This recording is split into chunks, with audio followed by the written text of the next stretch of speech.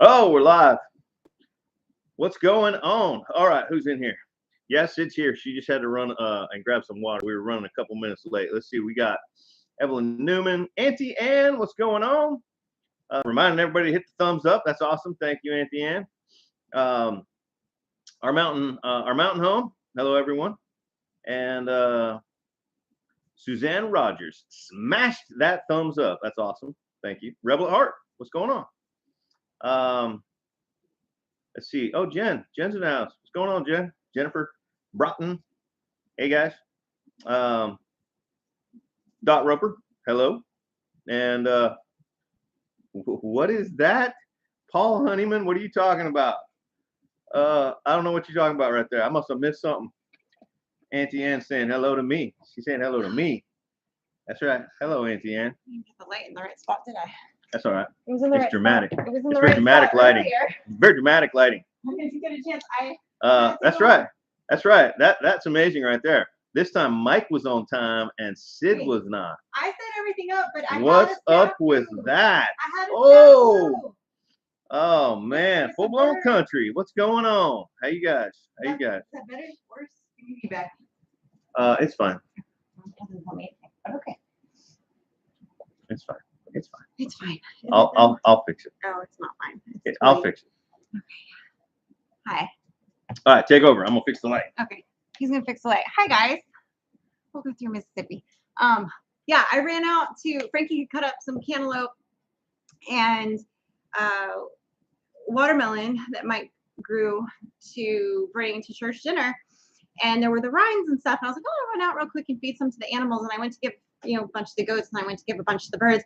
Well, some of the birds, the chicks, had got the ones that Chrissy gave me, had gotten out from the tractor and were wandering around. So then it was a cluster of me trying to catch these little tiny flighty birds and running around for 20 minutes.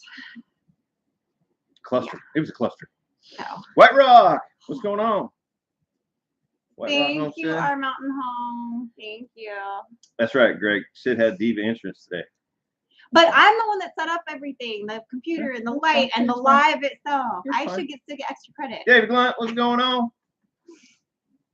Hi, Auntie Ann. Southern Blessed Homestead's in here.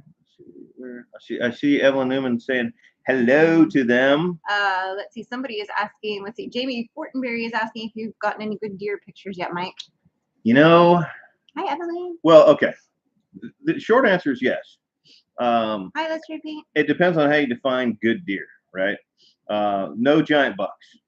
I got a couple of bucks running across the field. That one of them might have been a 6-point. They were so far all the bucks that I've got on cameras are young. But to me, I still have good deer pictures because I'm not a trophy hunter. So I am curious as to why there aren't any big bucks showing up yet. But I also I don't think I was getting any big bucks on camera until like October last year. They've got to cut all the soybean and corn around us, which they have started doing now. Everything is wonky from last year for us. So we're like readjusting because last year the deer were already all over our front yard because the pears were ripe and everything. Well, this year my magnolia tree right now is starting to bloom. Yeah, and my gardenia bush is just now starting to bloom. Yeah, well, it was because of how bad the winter was last year. I know, but it's just and the pears did nothing this year. Yeah. Last year they harvested the soybeans and corn earlier than they did this year because of the drought. So everything's it's hard to say. I don't know. But Frankie and I did a lot of work on the deer plots this week. Got videos coming out Friday. Yeah, matter of fact. So the deer plots will definitely be in good shape a lot earlier this year. And I mean, look, there's no doubt we're going to harvest deer. I'm probably going to mostly harvest does, unless I see like just a mongo, like over 5-year-old buck that I can't resist. But if Frankie sees like a 6 or 8 point, I told her that I'll pay the money for a shoulder mount and put it on the wall. But she only gets one. So, better be a good one. Better be a good one. Like you know, we're not gonna be trophy hunters, but you know, there's something to say about that You first can't buck. pass up a big, Yeah, you know, that like first if a buck big, beautiful one walks by. For a youth shooter, that first buck is a trophy and meat. You know, you don't lose any meat when you hang a deer head on the wall. I don't know if you, a lot of you guys know this, but yeah, because you cape that thing out all the way up to here, and you still get all that meat. You know, what you see hanging on the wall is a styrofoam like insert that. Well, that takes away the magic. Well, I'm just saying. I picture it fully like brains inside and all the nerves. So I know. Not the case. But that's how I like to think. Yeah, and you know, to me, does are the best meat. Really young bucks are fine, but does are the best meat. And those, you know, those 8-point bucks that everybody wants to hang on a wall are kind of the ones that I don't want to hunt because they're that perfect breeding age. And if their genetics are good, which make a lot of hunters want to hunt them, I say let them go and make more. So I jumped to Gems Homestead. Let's see here. MT Homestead is in the house. Deer brains, ew. What is crack-a-lackin'? I don't think I would eat deer brains. I mean, I guess it's not any different than any other brains that people eat. Yeah, but I'm not one of those people. I'm not either. I don't enjoy them. No. Personally. Have you tried them? Mm-hmm. Oh, yeah. See, no. Oh, my God. The only thing I've ever done with brains, when I was younger, when I was a zombie one time at band camp. No, when I was younger, I got into trying to tan hides. Remember, I grew up, you know, in East Tennessee, and you know, there's an old saying, every animal has just enough brains to tan its own hide. So I did try that. I wonder if that's accurate. I should try it. Anyway. Yeah. Oh, MT, what's going on? But yeah, guys, that Friday video is like all about the deer plot, and we have a special guest on that video. And that's if you watch today's Sippin' and Spill, and then you are aware of that. Yeah. Oh, you spilled it. I think I did. I'll throw out a hint. My worst impression, my best impression, terrible. Yeah. So if anybody knows what that right there hint meant, terrible. It was bad, huh? It was bad. Oh, yeah. That was great. I'm not. I do not have the talent of the turkey call. No. So we had talked about doing this last week, but then we didn't get it done because other things happened. So I'm just gonna spring it on the live because that's how we're gonna roll today. Is there something that I don't know yet? Well, we'll see. So here's the thing. So I told you that my 3 girls that are currently laying in the burn pile that I can't get into, and so there's that. So we need to move the electrified poultry netting up and around like we talked about, so they would be on the side of the. So they don't have access to the burn pile. So they won't have access to the burn pile, and also I think this would be good. A couple fold. The birds have been. I think because the dog and the birds can only see like what's coming because the coop blocks it unless they're standing at the gate in the run. So they spend, it doesn't matter if there's like, if it's the time where there's no shade there or whatever and it's hot, they will stand there so that they can watch. Watch what? Like life. Like they will hang out in the run by the gate instead of going out into the pasture more. So I feel like if we have them have more room on the other side of the coop where there's green and pasture up there, then they can still see. Maybe they won't be hanging out by the front door all the time.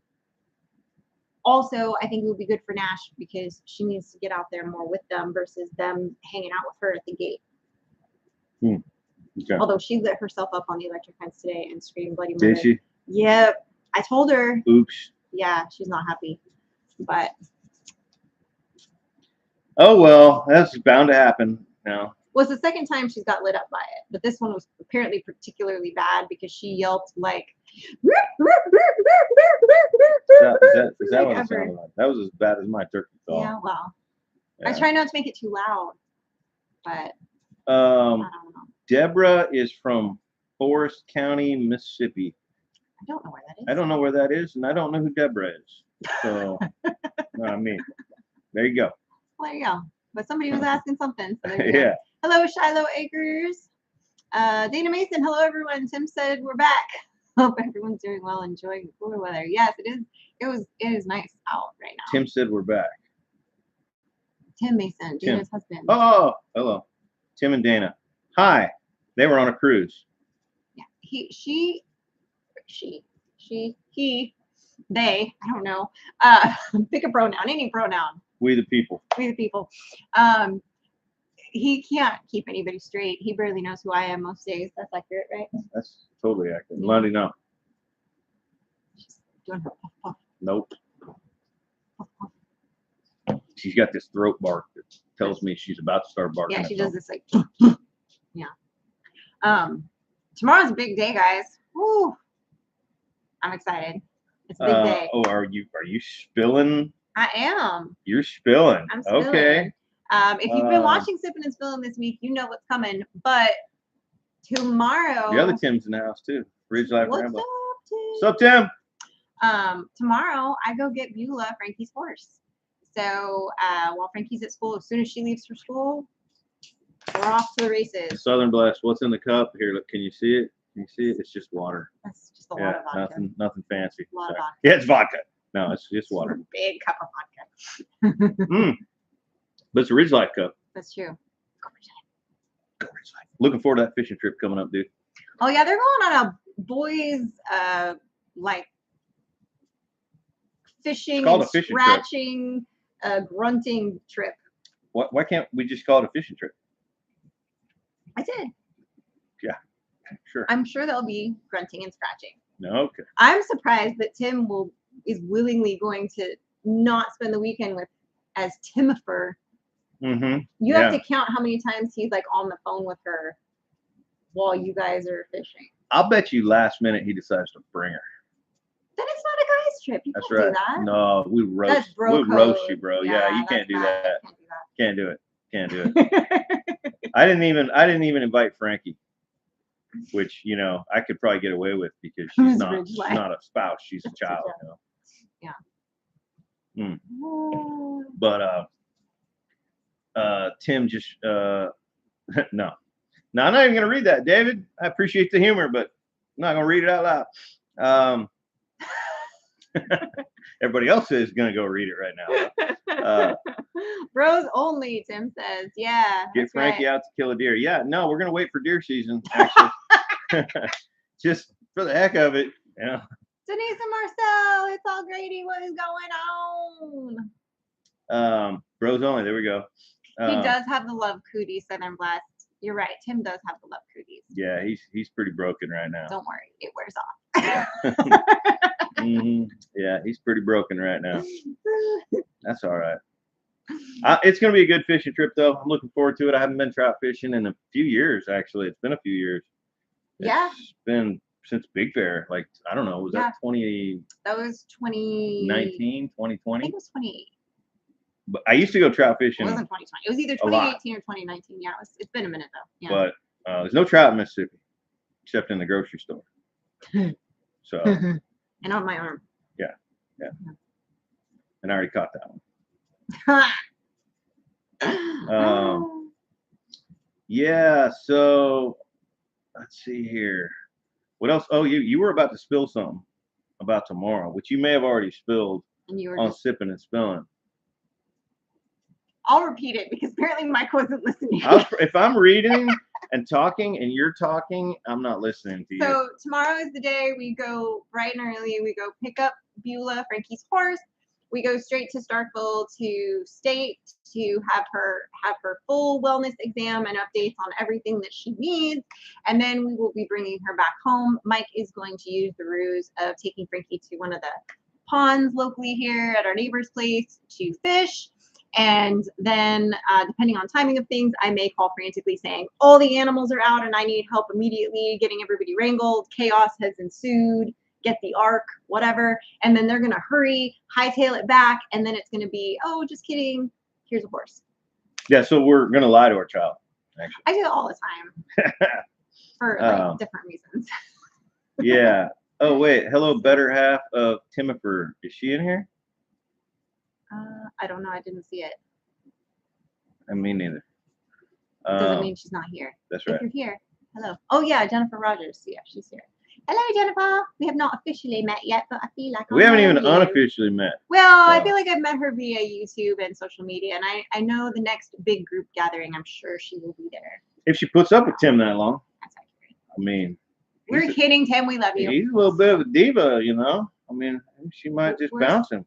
Worse than you? I don't know about that. That's your title. Tim is bougie. You're the diva. That's right. That's why you guys get along so well. Yeah. You know. Yeah. I can't wait for it. We have to come up with some really cool contests at the fishing trip. They're going to be silly contests, not like who catches the most fish, because Tim is going to catch the most fish because he's going to use bait. I'm going to fly fish the whole time. So oh yeah. So he's gonna. But you don't mean like fly fish. Both. I'm gonna fly with spinning rods, and I'm gonna fly fish with a fly rod. Okay, gotcha. And I'm gonna teach Ryan to fly fish, but I told Ryan he doesn't have to fly fish the whole time. Like, I'm gonna teach him, but you know, when he sees Tim over there just killing the fish with bait, you know, put some bait on and like catch fish. That's fine.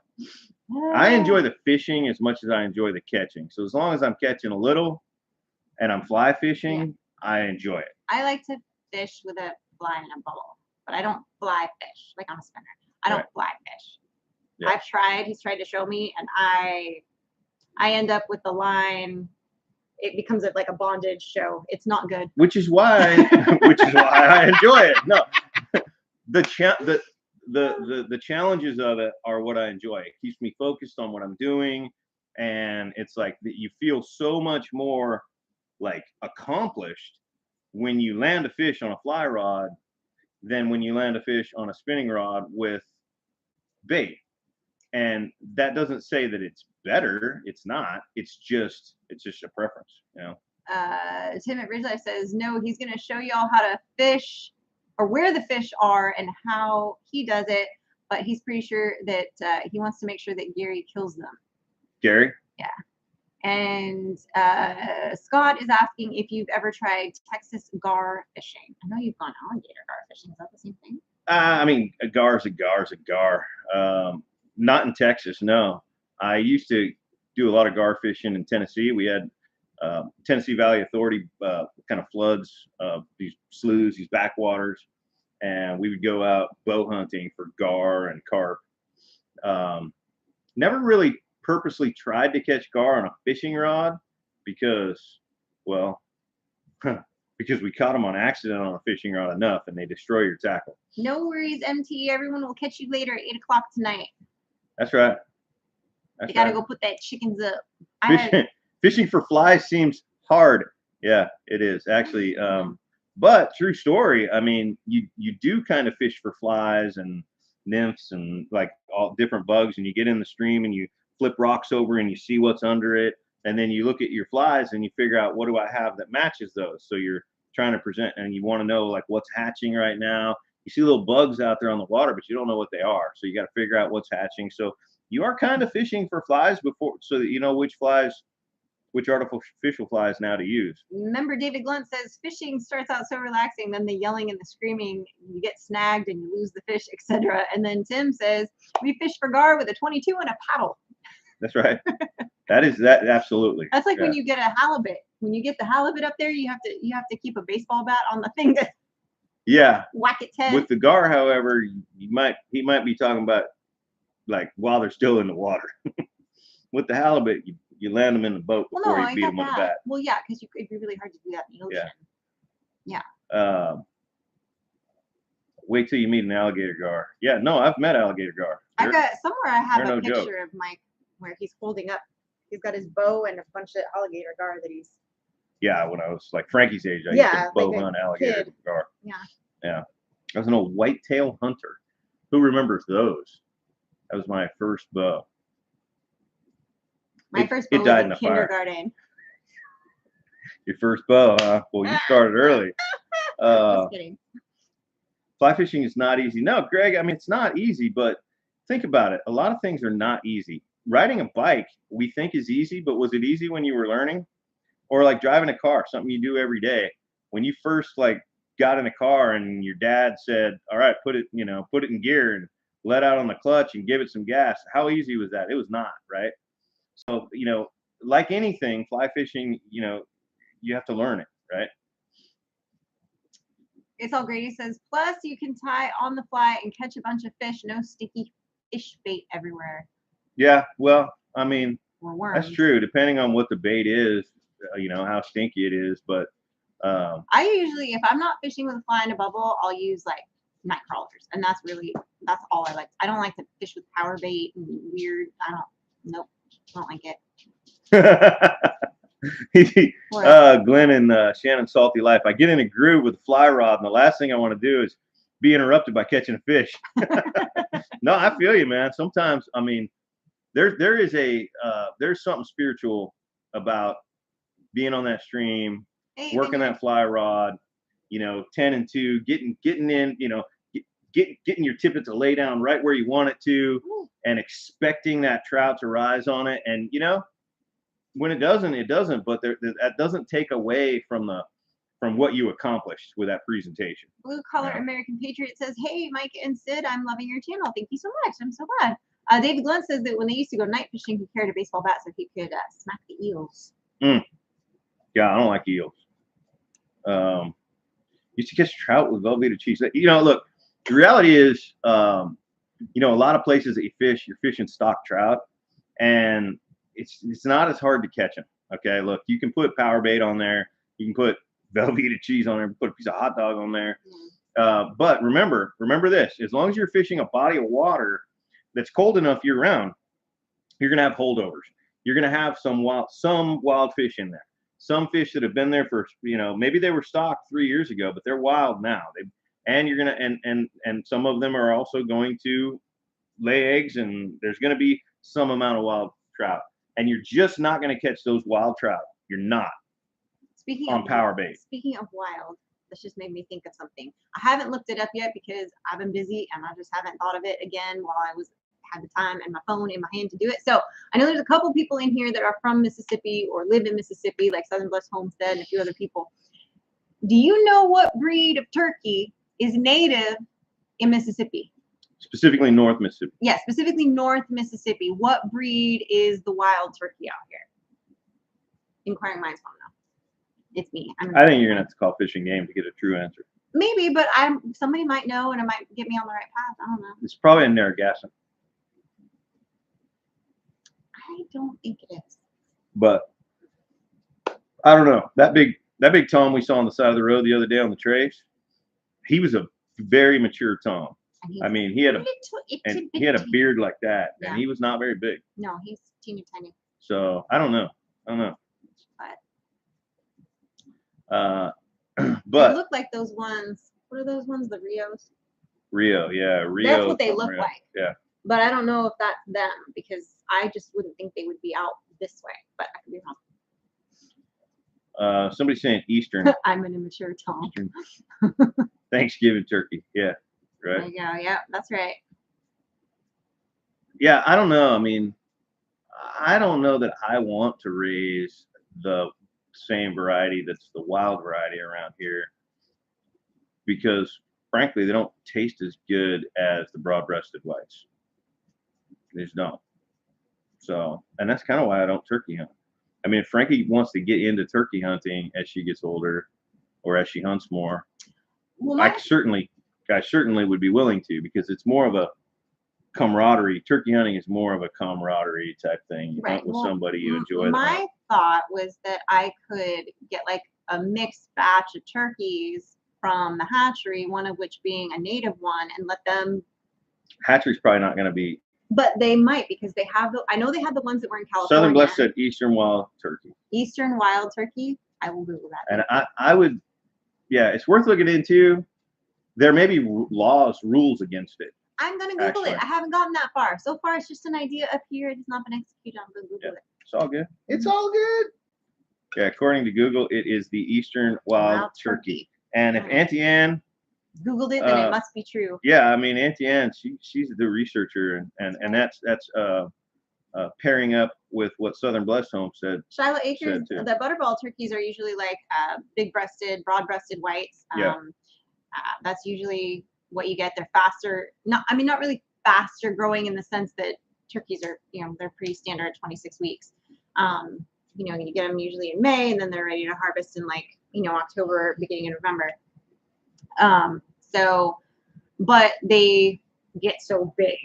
Yeah. Whereas other breeds also will mature at that same rate, but they don't reach that level of poof ever. And then when they do get that little extra poof, it's usually after they've hit the year mark, like when they're getting into like breeding season, not next spring. So.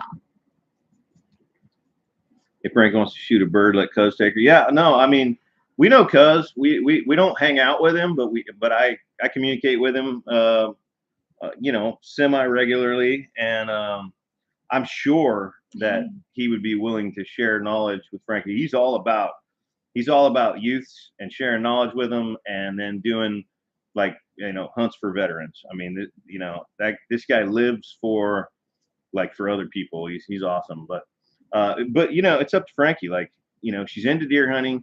She's shown a little bit of interest, asked a few questions about shotgunning. So I'm looking at getting, you know, a clay pigeon thrower and tossing a few clays up in the air and seeing if she enjoys it. And then, you know, then we'll talk about bird hunting. Auntie Anne's asking if the older turkeys are tough like older chickens. I can tell you from my experience, as far as like raised turkeys, sometimes the skin itself on them can be like tougher. But as far as like, as long as you cook them well, like, you know, in a loving way, bathed in all the juices and brines beforehand properly, then they're still just as amazing. But if you like that turkey skin to be just a certain way, that's where you're gonna miss out that crispy skin or that juicy skin that you might want, depending on how you cook your bird. Redneck SOB's talking about bronze that weighed in at 25. Yeah, I mean, that's probably the broad-breasted bronze, which we did some of those, but we preferred the broad-breasted whites. It's the same bird. Right. It's the same bird with white feathers. And I mean, we had them 25 pounds was definitely a good average for. We had one that was 32 pounds. Yeah, we did. We had one went 32 pounds. And my girlfriend that bought it from us, she texted me a picture. It wouldn't fit in her oven. She had to leave her oven door cracked open on the top this big because the turkey was too big. So she had to cook it for she had to like completely jerry rig so that it would like fit in the oven. Hey, Paul, whatever that link is right there for Mississippi Department of Wildlife, I'm not sure what the wildlife FP hunting means. Something, I don't know. Whatever that link is, I probably won't come back. I won't remember to come back and see it, so email it to me. It probably has to do with what we're talking about with the turkeys. Probably. Mr. Mike Crouch at gmail.com. Now that's out there, so I'm probably going to get a bunch of emails from a bunch of people.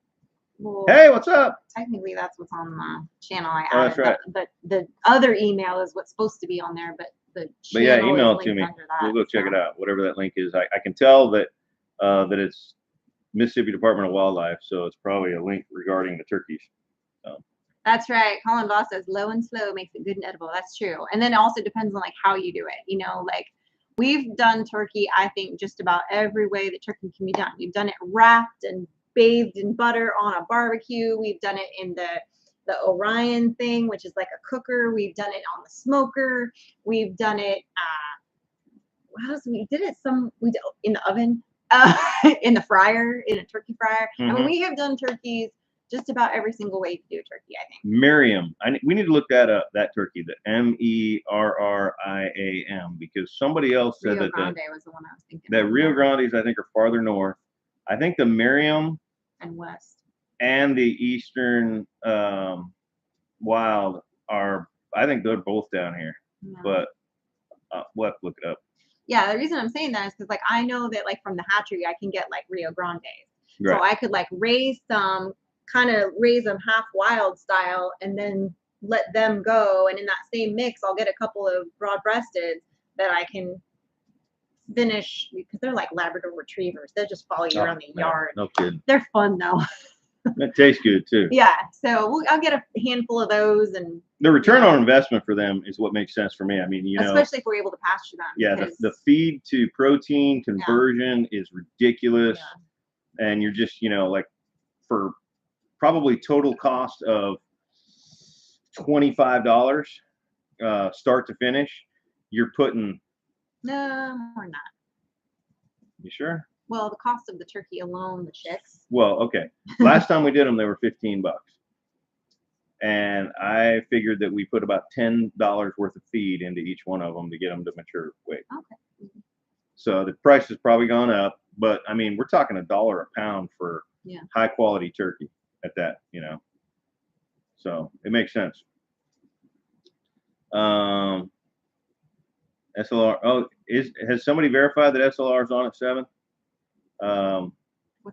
Linda Edwards just said, don't forget SLR's on at 7.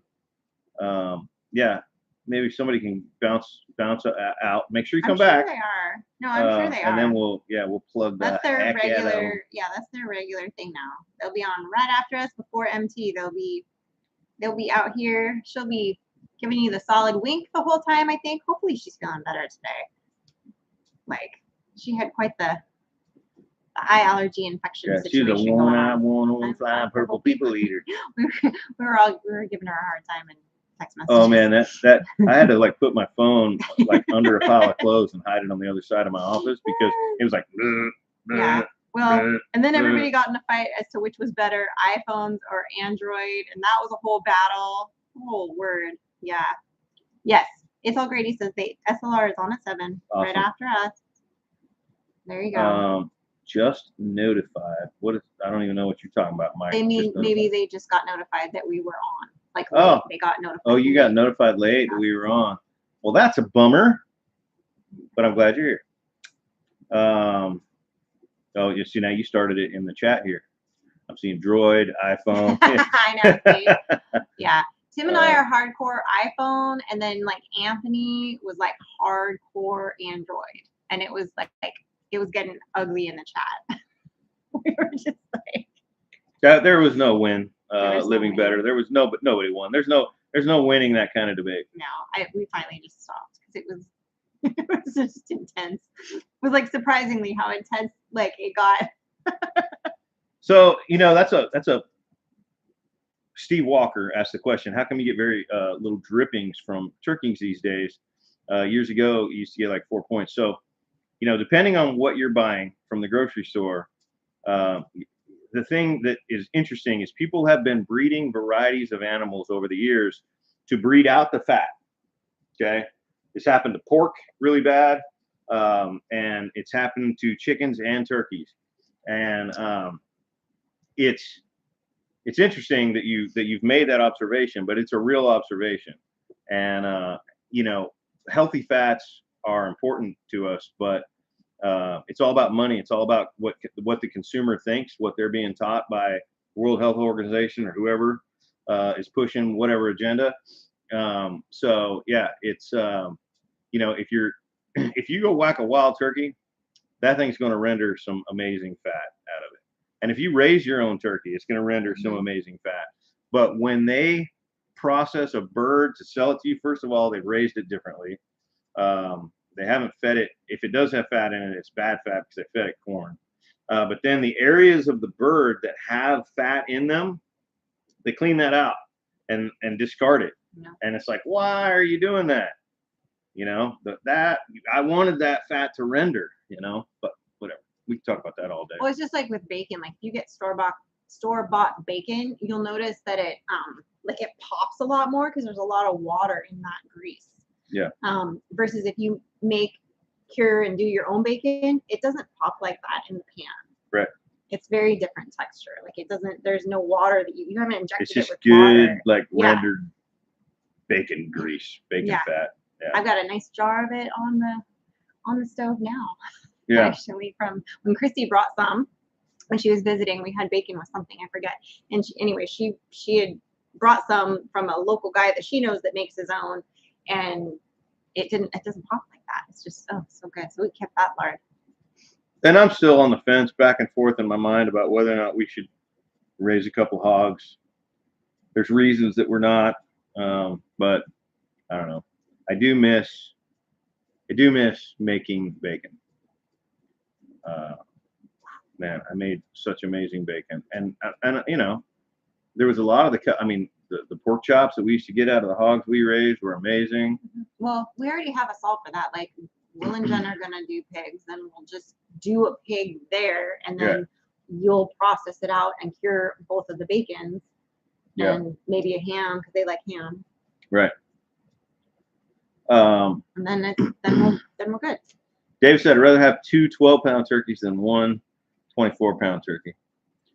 You know, hey, that's a solid argument because, you know, you're going to make more stock, which is another valuable resource, out of 2 12-pounders than you are out of 1 24-pounder. No doubt about that.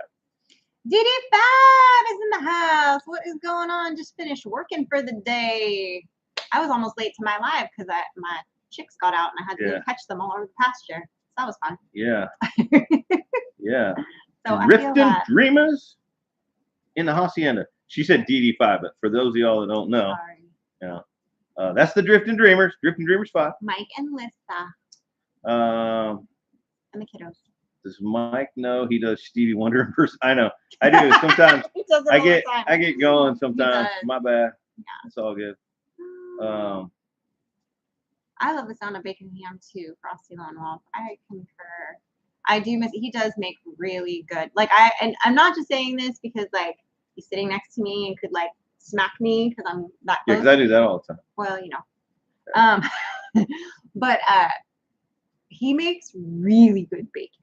Look, like it takes weeks. Exceptionally good bacon. It takes weeks to. First of all, like it's bacon that when you have it, you're like, you're done. Yeah, like store-bought bacon, restaurant bacon, none of it. Like bacon's not bacon to you anymore.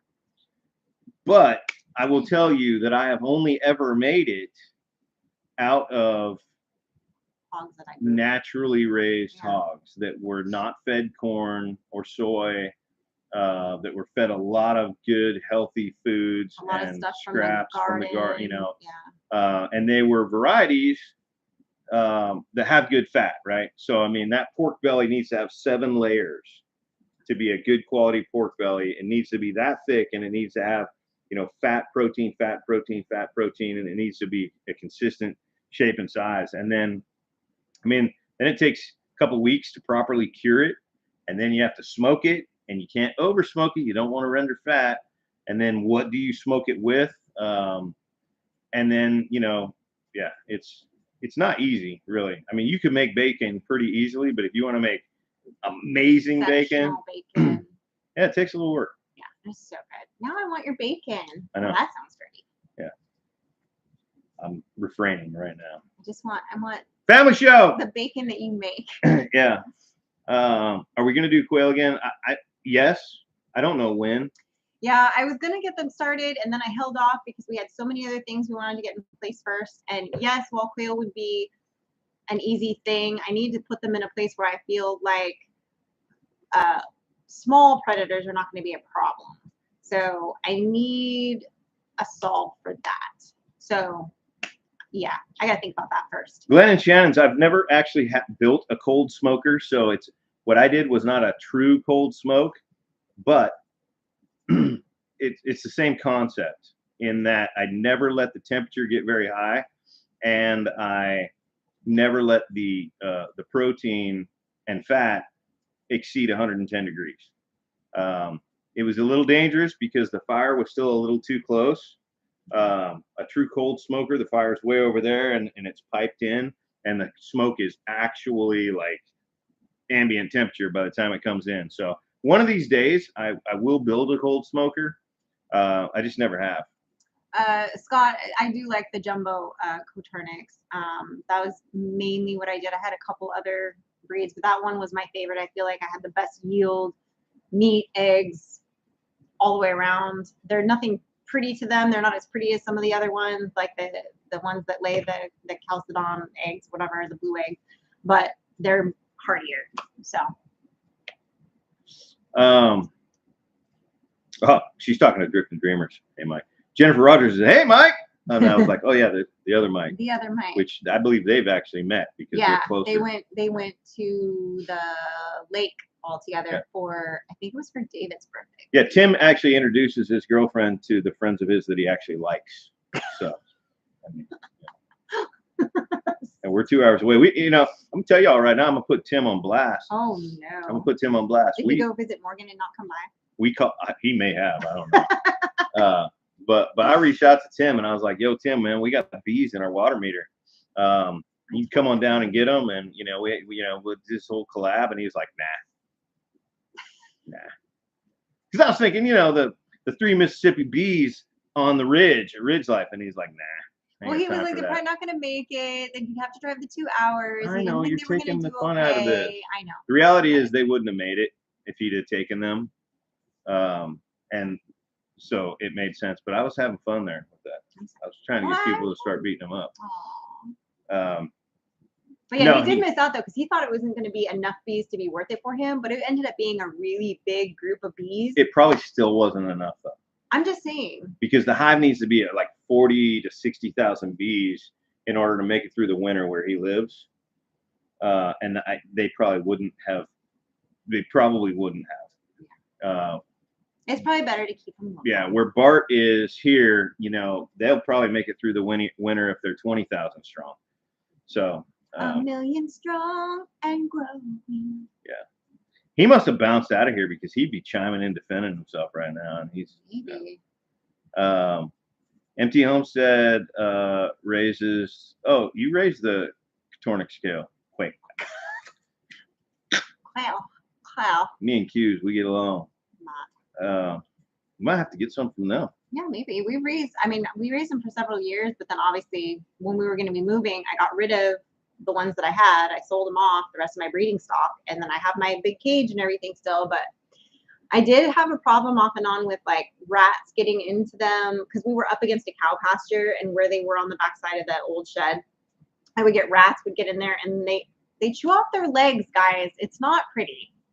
And so I lost some birds to that. And I gotta read this comment real quick because I love his name. Blue Collar American Patriot. That's a great name right there. All right. Everything about it. Really appreciate your videos. Thank you. Learn a lot from them. Well, look, you can learn some bad habits from us too. So be careful with that. Once I get a homestead started, I'm going to start posting videos and I hope to get to you.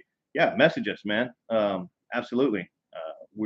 This is all one big awesome community. So join it. Except for Tim. He's a jerk. I'm just kidding. That's right. He won't come get your bees. I'm just kidding. I'm just teasing. Let's see. Is there any reason you couldn't? Steve, what's going on? No, we could raise turkeys. In fact, she did raise turkeys for a while. On your ROI, what is that? Return on investment. Oh. Yeah. So yeah, Steve, that's kind of what we were talking about. Is like I could raise them out here, but then I want to like release them so that they would maybe like repopulate over on our land and like have their little area. Yeah, I want to be careful how many different animals we're breeding and raising. It gets away from you quick. It does. It gets away from you quick. We have so many birds out there right now. We have a ridiculous amount of birds out there right now. And she would just keep adding. It would be fine. But it won't be fine. Fine. It's not fine. Fine. I don't even have as many birds as I did at the old place, and we have 45 acres. That's not true. It is. You have more. You have more. I don't think so. Should we go count them?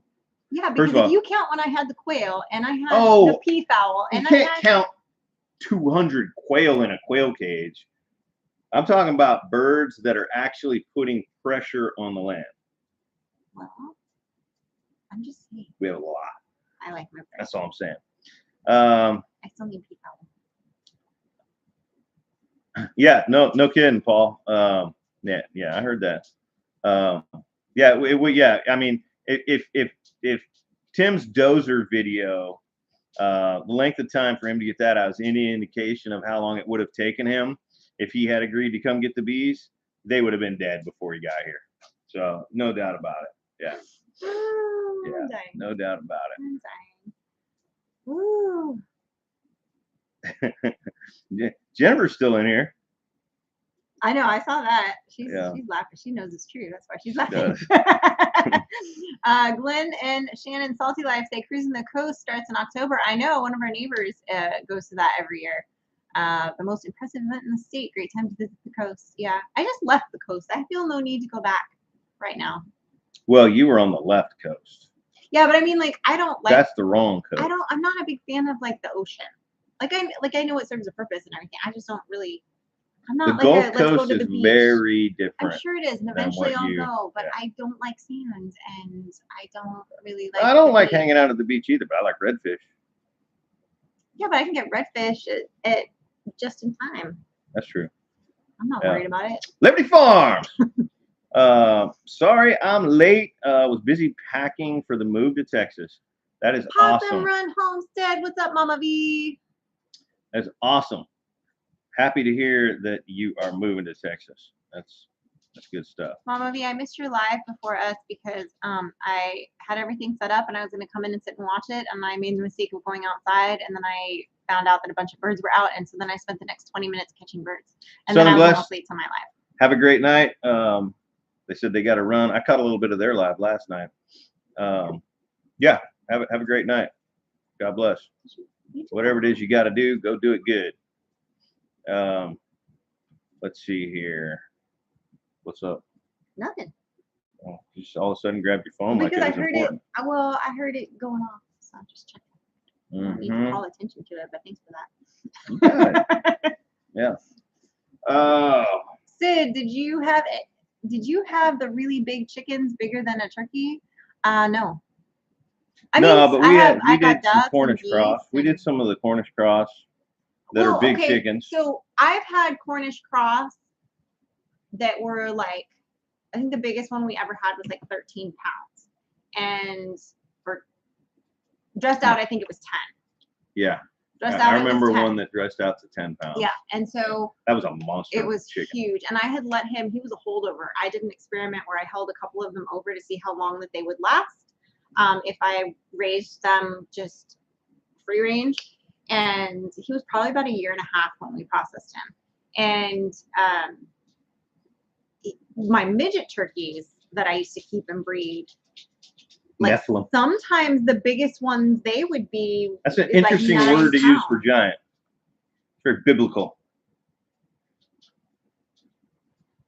So yes, I have had chickens that are bigger than turkeys. Just depends on the breed of chicken and the breed of turkey. Yeah, and a lot of people who are in our space, right, the sustainable living space, don't like to do Cornish, and I totally get the thought process because they're not a sustainable breed.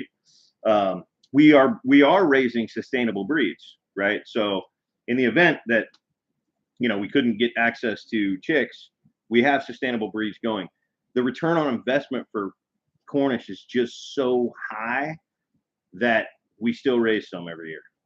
We buy the chicks, we raise them up, and we put massive amounts of meat in the freezer. So, but look, if the grid ever went down and we couldn't get access to the hatcheries and whatnot, we are raising sustainable breeds. We're raising Orpingtons. And I have some dual purpose. So yeah. And I still do want to get a few of those American breast eggs if I can get my hands on them, and because that's a good sustainable one that everybody raves about meat. So I gotta try that. Yeah. And I'll never argue against. Jennifer likes your earrings. Oh, thank you. Yeah, she got a couple. She got a couple earrings. I'm the earring girl. I'm the jewelry girl. I got necklaces, match earrings. Oh my God. The grid becomes the griddle. That's right. That's right. Since the fence is done, is the emu pen next? I still want an emu. Like no. Really, really bad. No. Look, I'm going to be perfectly honest with you guys right now. I made it very clear to her last week. Once this fence is done, to the point that we can get the horse. But remember, we have to move the poultry fence because I need the gates on the back end that didn't happen a few weeks ago because I still need to be able to move Nash's house in there and have her over there full time. But I know you have to work on your plot. But that needs to happen too. We had a discussion that once we were done with the horse fencing, to the point where we get to the horse, no other projects could be placed upon my plate until I got my deer plots done, because the deer plots have to get done and then have to sit there and grow. But like but you can't do anything with them right now. If you wait until of course I can. But I thought you have to wait like 10 days before, like when everything dies. One of the plots I've glide and I have to wait 10 days on. But the other ones are not. The other 2 plots have things that need done to them. Oh. And there's a whole deer stand that has to get built. I feel like that is putting the cart in front of the horse, personally. Oh, I should wait till a week before deer season to build a stand on the edge of the deer plot? I feel like you bought those little tenty things. And those are for the other 2 plots. I have 3 deer plots. I have 2 of the little tenty things. Oh, I need my coop to be at least a little more functional on the one side, so I can enclose them in the run. Okay. I need that part done. I need the gates on. I can move the fencing myself, but I need the gates on. Since somebody cut off the header. If Liz ever sees Sid's massive collection of earrings, she will flip.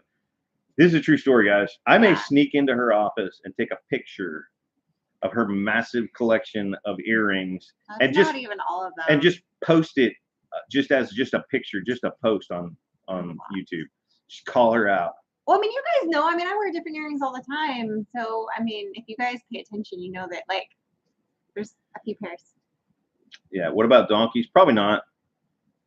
We got the livestock guardian dogs instead of a donkey. Yeah, we did the research, and there's something to be said about donkeys as livestock guardian. I get it. But, you know, we have invested in livestock guardian dogs, and now we have to invest in the time and labor to train them. And, you know, I don't want too many animals that are on the property just using resources and not really contributing, right? And while donkeys are cool, and they look nice out there, and you can pet them, and they got a personality, and they're funny, they eat a lot, and they're not contributing. So that's kind of the way I look at it. It's like, you know, and that's the back and forth for us all the time. For her, if it makes me happy, it's contributing. Yes, accurate. I'm spreadsheeting this out, and it's not contributing. Your deer stand does not make me happy, and it's not contributing when you already have tents. And it's labor. Okay. So we're going to spreadsheet this out. Okay, look, I don't want to talk to you. The amount of meat that puts in the freezer compared to, let's say, your geese that cost $270 a piece. Stop it. First of all, my geese I got more of because I had gotten geese at a really good deal before, but then because they were in the temporary structure for too long that was not safeguarded, they got attacked. And so that's a whole different thing. So I lost my babies, and I had to start my breeding program all over again. Yeah. No, totally. I get it. Yeah. So no donkeys. All the donkeys. All the donkeys. Woo! Oh yeah. If you can't eat them, don't keep them. Nah, not completely. Like, I'm not against the breeding concept of the Sebastopol geese, which you could eat, but why would you? That would be like a very expensive meal. Yeah. But you know, if she's able to breed them and sell either the fertilized eggs or the poults, is that what they call them? They call them poults if they're geese. I don't know, but anyway. No, they're goslings. Goslings, yeah, goslings. I was like, what are you talking there about? could be a return there. Yeah, there could be a return there. Yes, Auntie Anne, you separate us. This is when we get in fights about like animals. Like, I want all the animals. He wants to buy all the seeds and all the stuff for the garden and all the things. And yeah, I mean, look, they both feed us, right? The garden feeds us. The animals feed us. Yeah. The garden makes you happy. It's your zen place. The animals make me happy. It's my zen place. Right. Yeah, we're always going to be a little bit at odds, but we're always also both going to be right. Me more so, because I'm a girl. Uh-huh. So that's What's our stance on peacocks? I had peafowl, and I lost them in that same attack that I lost everything that I had some. She loves them. Yeah. I do not. I love them. And they are amazing. I love them. Yeah, they are good alarms, but they're not only alarms, man. They eat ticks too. They're alarms and snakes. that go off when you don't want them to go off. They are loud and annoying. No, I think they sound beautiful. I think they have the most when they go through their teenage, you know, until they're about 3, they go through that teenage stage where they get that like thing while their voice is cracking. But then when they find their voice, I love when they find their voice, you want to know what they sound like? No, that is not. That is what a peacock sounds like. And it does it right as close to you as it can get. That is not true information at all. That's exactly what a peacock sounds like. Y'all go Google annoying peacock sound. No. No. Yeah. No. They're so bad. They don't sound like that. They sound beautiful and exotic, and I just love them. And yeah. I love them. I love them. They're the noise of animals. I love the noise of animals. If I could have just 24/7 animal noise. I love the noise of a garden. That's because you're deaf. You like things that are quiet. Basically no noise. I love them. I love peafowl. I love geese. I love all noisy creatures. That's right. I love it when horses get really wild and start neighing and making all the horsey noises. I love it when my goats start going. That's cute too, but they don't. And screaming. I love it. I like that's cute. I just don't like to have an animal on the property that's constantly making those kinds of noises. They don't. You're being. I'm being extra. You're being extra. Wild, yeah, you know, look, there's wild peacocks in a lot of places in America because people let them go and they'll grow into a good sized flock. Yeah, we had some where we lived before in California. There was a group that had actually joined up with some wild turkeys, and you would see these peas and these turkeys just walking together across the road. And P.S. They taste good. Yeah. They are a big pheasant. But we're not going to eat the peacocks. I'm just saying. All I'm telling you is it's a big pheasant. It tastes pretty good. That's all I'm saying. You can do with that what you want. I have. What? When did you eat a peacock? I absolutely have. When did you eat a peacock? We don't need to get into it right now. But I have eaten a peacock. Well, on the black market in like some weird country? Why do you make it sound so like? You make like what? Was you in the CIA? What happened? Yeah. No. Anyway, guys. Because I don't really want to talk about it. That's why. Scott Nelson, yes, she does use the terms yes ma'am, no sir, etc. Yeah, she's kind of always done that. Definitely more now that we're out here.